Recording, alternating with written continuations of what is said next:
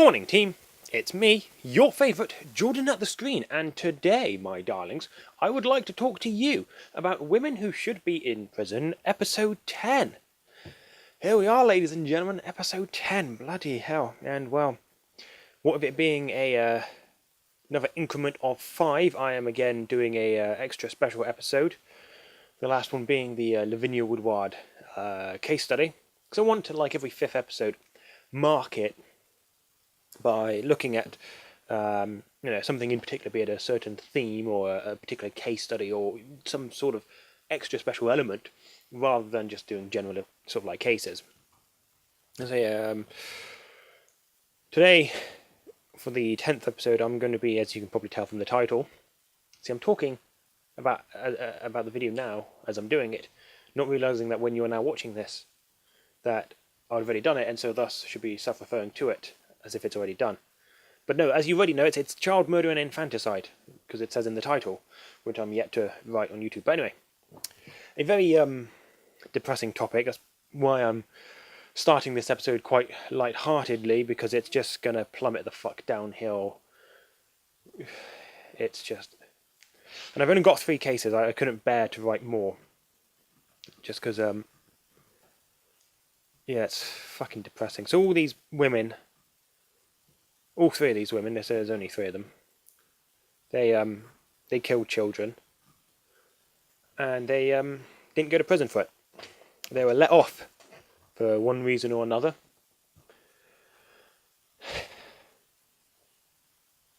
Fuck, that's depressing. Yeah, no, without much further ado, let's get straight into it. So this first case is a recent case, the article came out the 30th of October last year. Saresh Idris.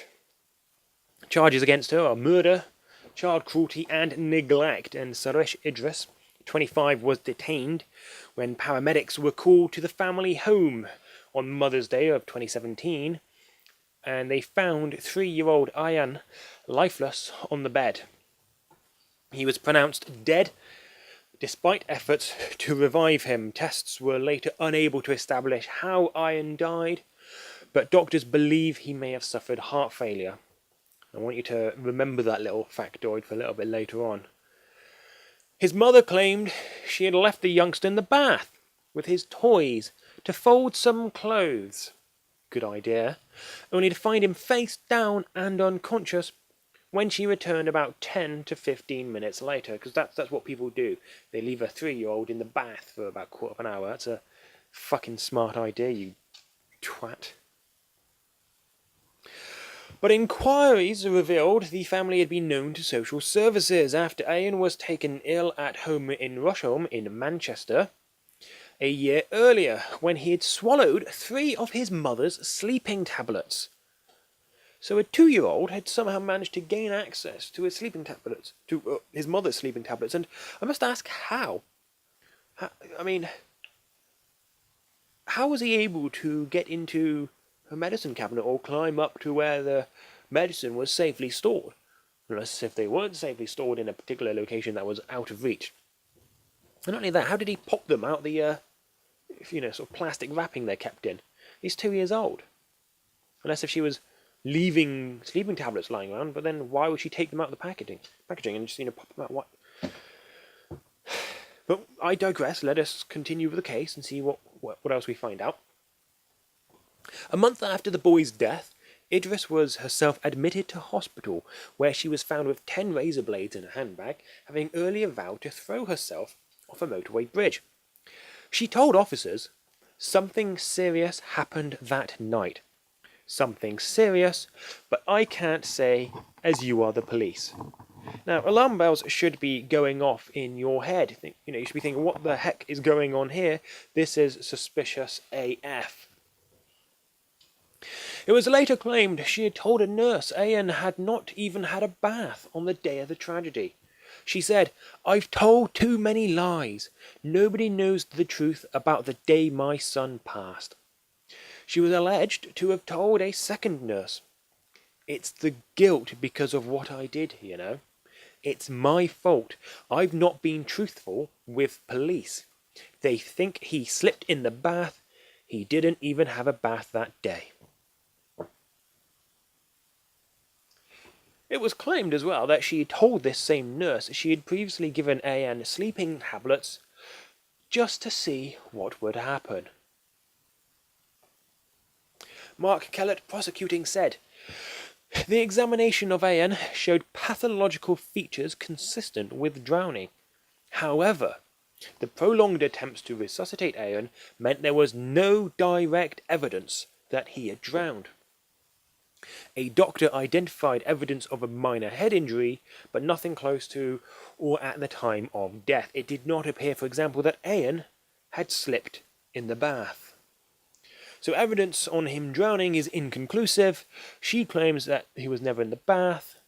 The damage to his head, not great enough to substantiate her claims. And she'd had a history of questionable behaviour to her child.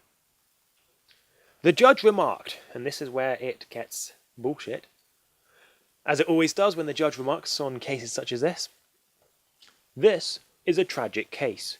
You left your son alone in the bath for 10 to 15 minutes, and during that time in your absence, he suffered an episode or an incident which led to his death." Don't know how he came to this conclusion, the judge, when it's been blasted out the water. My Christ, did I just use that metaphor, that figure of speech? Jesus. Fuck. Anyway, back to the quote before I drive myself insane. The judge was remarking, he said, "You did not actually harm him in July 2016, and you did not actually harm him in March this year. You did not cause his death, and I do not for one moment sentence you on the basis that you did. Expert medical evidence is clear that an episode of sudden, it says SADS rather than SIDS, sudden infant death syndrome cannot be ruled out as a cause of death. But you were guilty of cruelty to him on the 2 occasions, and you are guilty of putting him at risk to his safety. Since his death, you carry the burden of knowing you ill-treated him, which you will carry for the rest of your life, without the opportunity of making up to him. You have had a difficult time in your life with substance abuse and domestic abuse, and I take all that into account. You have demonstrated, and there is witness evidence to support that your son was well cared for, well fed, clothed, and looked after, and those are matters I take significantly into account. My opinion is that these are isolated and one-off incidents." Because even when a woman kills her own child, she's the victim. Jesus Christ alive. I mean, it doesn't matter that it's inconclusive. The drowning, head injury wasn't as great. Doesn't matter that there was actually no direct evidence he drowned. Sure, there was pathological features consistent with drowning, but not direct evidence. And she had said that actually she'd been lying about the case. Giving him sleeping tablets. Like, how else does a 2-year-old ingest sleeping tablets? And this cucky piece of shit judge is like, "Yeah, nah, don't worry, you didn't do anything wrong. You didn't cause his death. I'm not sentencing you on the idea you did." Because SIDS, sudden infant death syndrome, can't be ruled out as a cause of death, therefore it is. It's like, wow, what great thinking. But yeah, always the victim. Got a history of substance abuse and domestic abuse. Her sentence, 6-month custodial sentence, suspended for 2 years. The judge was his cockiness judge, David Stockdale QC, and the court was a Manchester Crown Court. Should I ever snap and brutally murder someone, I hope to God I get tried in Manchester, because so many fucking cases are up there where, these thoughts, these bitches have been let off, these murderers have been let off on the grounds of, "Oh, poor you're a victim, even though you're the killer." Jesus Christ. And because we like it to get better and better, here's another case from the 31st of January 2017, Ginter Sumanate, Infanticide. This one is a Brutal case as well. Jinta Suminate 30 did throttle her newborn baby girl, the product of a secret affair, at a bedsit she shared with her boyfriend to prevent the truth becoming public. Suminate denied murder but admitted infanticide, claiming she had become mentally disturbed by the ordeal of giving birth. The court heard Suminate arrived in the UK in 2009 and moved in with her English partner in 2011 before they had a child. But the relationship broke down and Suminate began an affair around February or March 2015. The boyfriend knew he was the father of the child when Suminate fell pregnant and hoped she would travel back to Lithuania with him. But she made no registration of the pregnancy, attended no antenatal classes, and hid it from her partner. Her partner had been working a night shift and awoke at around 2:40 p.m. to hear the shower was on. Suminate eventually allowed him into the bathroom, where he found her naked and covered in blood next to a baby bath. The Old Bailey heard how she wrapped her hands around the child's throat and squeezed, quote, as hard as I could, end quote, before holding her daughter under the shower in a bid to drown her. Suminate then cut the umbilical cord with a razor blade before tying her underwear around the infant's neck and placing her in a baby bath on the 5th of April. The tiny body was found the following day after Suminate's English partner called an ambulance to say the flat they shared in Bognor Regis, West Sussex, when he found her bleeding heavily. Just thinking about that. I mean, I'm just trying to run this incident through my head, the whole giving birth in the shower, trying to drown the baby, and then wrapping, underwear around the child's neck, and then stuffing it away, hiding it in a baby bath.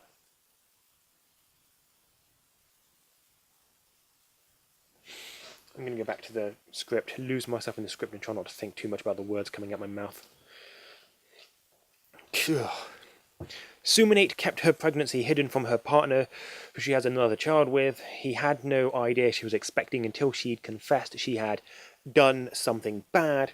After falling pregnant during an affair, Suminate lost up to 4 litres of blood, while the cause of death of her baby was given as ligature compression of the neck in a neonate born alive following uncontrolled labour and congenital pneumonia. The judge, Mr. Justice Nicole, there's no E on the end, he told her, "The unlawful homicide of anyone is a tragedy, especially that is the case when the victim is so young. Even more so that is the case when the child died at the hands of her own mother.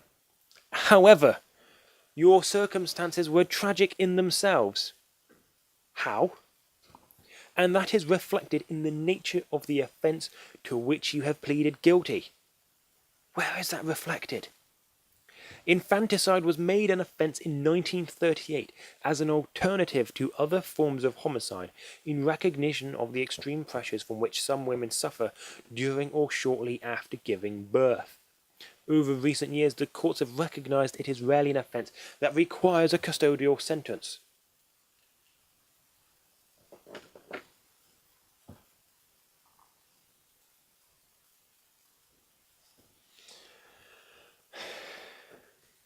If a person is of such a mental capacity they're willing to kill their newborn child, then this is not a person who is fit for society, and so should thus be locked away.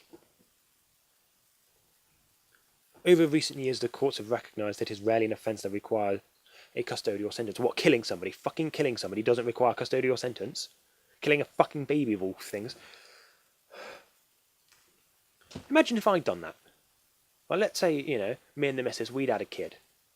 and then she'd birth the child, and I don't know, in stress and anger and frustration and fear and all these emotions, what all just sort of culminated from, or maybe no, just like this case. Let's say it's an affair. Actually, let's say me and the side missus. Let's say I've got a side missus, and she falls pregnant and has a kid, and I do that. I take the child and I drown it and wrap underwear around its neck and then hide it. How do you think the courts would look down on me? There's plenty of evidence to show that guys undergo severe amounts of stress and pressure. When his missus is going through childbirth, guys don't just stand around like it's a doozy.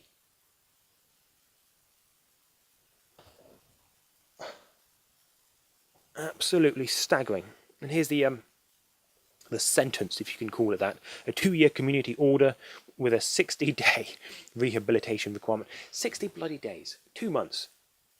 Don't worry. It's not like you're so psycho you just killed your fucking newborn child. That's how much of a goddamn psycho you are. You're so messed up, you only need a 60 days in there. Mr. Justice Nicole at the Old Bailey.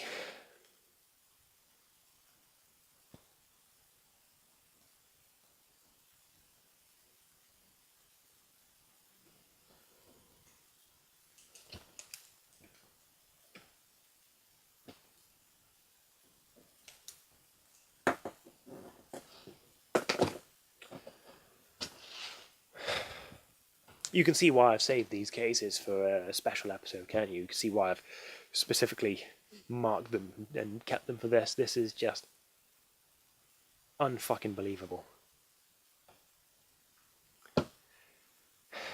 Let's go to the next one. Because these...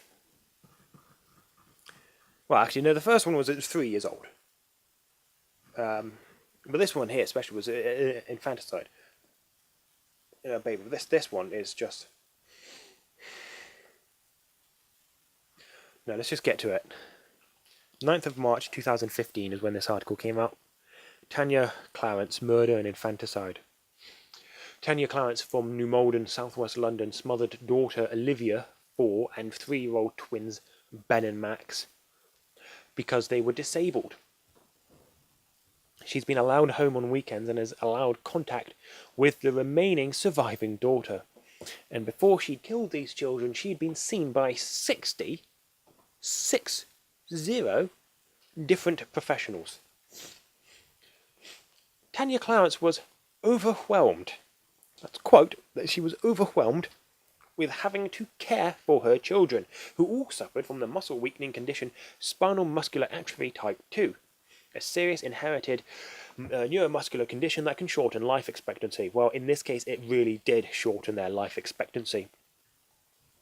As I just mentioned, 60 medical professionals were involved in the case, according to the case review. Social services met shortly before the killings to discuss child protection measures, because they knew that this case was just fucked. And the husband was away in South Africa when the killings occurred. She'd actually waited for the husband to be gone when she did this. And after having killed the children, she then attempted to suicide. She was allowed home just 13 months after having killed 3 of her 4 children. And as I said, she's been allowed contact with the 4th remaining child. She wasn't even sentenced to prison, which is why she's on this list. Only a hospital order.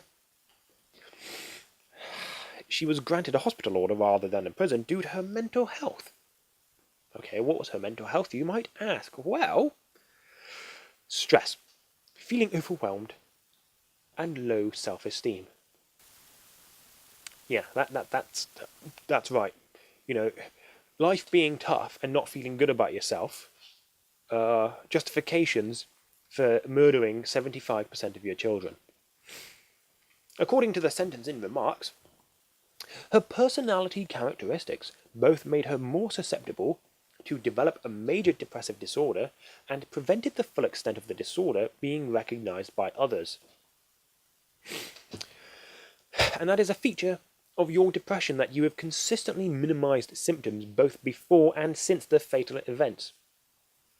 So if she was able to minimize symptoms, how come she still fucking murdered her kids? In the result, you suffered the major depressive episode to which I've already referred, in consequence of which you perceived that the situation could only get progressively worse, and that there was little you could do about it.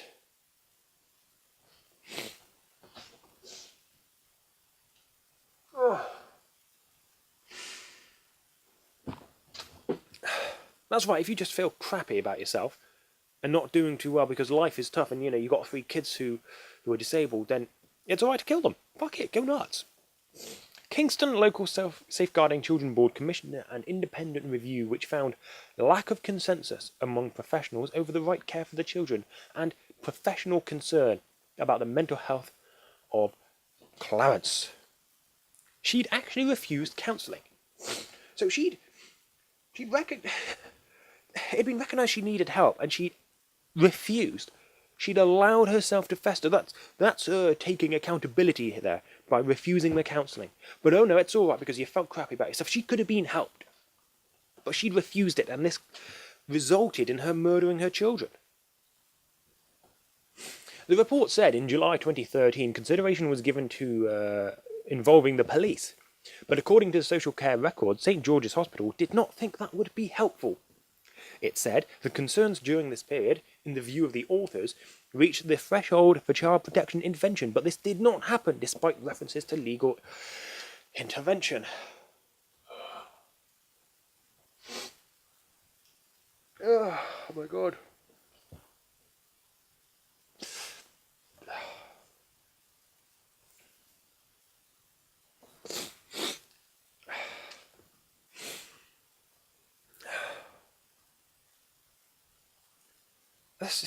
It's staggering. Kill 3 of your children. Wait until your husband leaves the country and then kill 3 of your children because, you know, you're feeling crappy about yourself, even though you had an opportunity for help, which you refused. And then you kill 3 of your children, go to hospital for 13 months, and then come back and reintegrate yourself back into life. You know, have contact with the remaining child. What? Like as if nothing happened.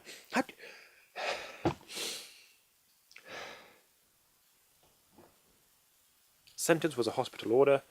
The judge was Mr. Justice Sweeney, court the Old Bailey. Oh my good God above.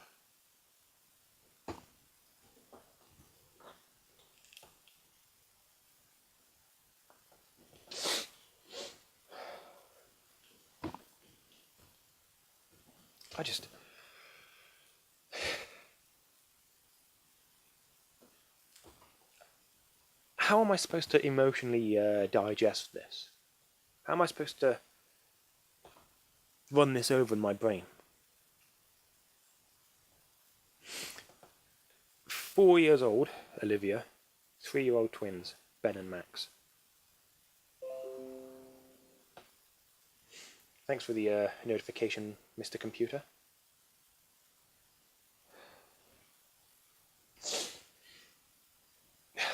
I'm not gonna, I don't know what I'm gonna do. I don't know. I don't know. I'm gonna end the video there, actually. That's what I'm gonna do. And then I'm gonna do something. It's evening time now. Maybe go grab a drink or something. I don't fucking... Well, that was another delightful episode of Women Who Should Be in Prison. Episode 10. I hope you enjoyed it, because I didn't. Maybe I'll catch you in the next one. Until then, toodle pip.